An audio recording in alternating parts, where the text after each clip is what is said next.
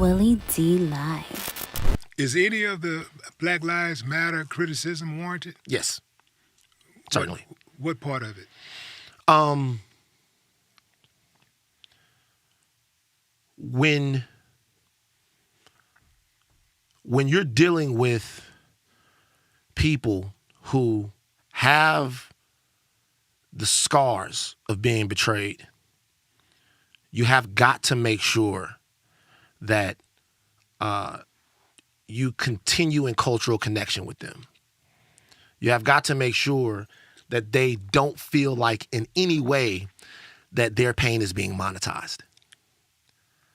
And the way other people might do it now, and whether this is ignorance, you just don't know how to deal with having a windfall of cash, or whether it's impropriety, it's on you to continue to be authentic and continue to be in lockstep with those people.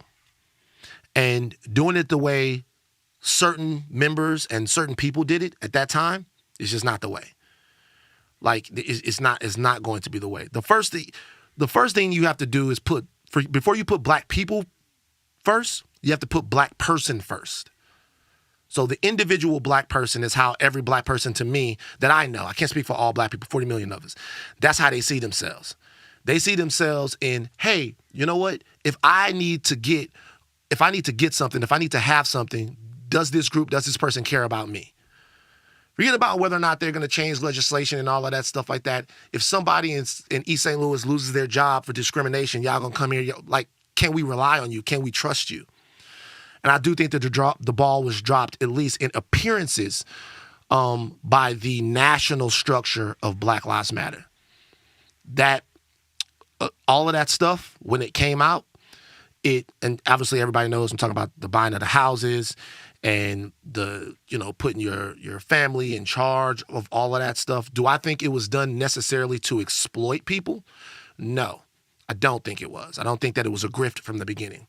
But you have got to make sure that people don't lose faith and hope in you. Because the minute that people think that the death of a black person by the police benefits you, that it's a way for you to come up or get a deal, or it's a way for you to fatten your pockets, you're going to go into a cultural pit that you're never going to come back from. Well, does that hold true also for the attorneys that go out there and get the money in civil lawsuits? Because, there are people who I've had to argue down that, hey, man, Ben Crump is going to get financial compensation. He can't guarantee that a cop is punished, and has to do time. His job is to go get the money. His job is not to make sure that the cop is convicted, and all of that type of stuff, even though that would be nice if he had that type of power, but that's not his lane. I mean, what do you say to that? Ben Crump has to exist. Like, the main fight on the George Floyd Justice and Policing Act, right? Not the main fight, but one of the main fights is over qualified immunity. Right? And qualified immunity would be the thing. It's the issue about whether or not you can individually sue a police officer for misconduct.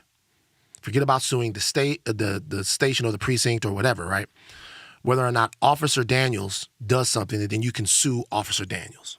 They don't want that because they don't think that officers can do their job if they are threatened with lawsuits for malpractice, malfeasance, or whatever. That's how powerful money is.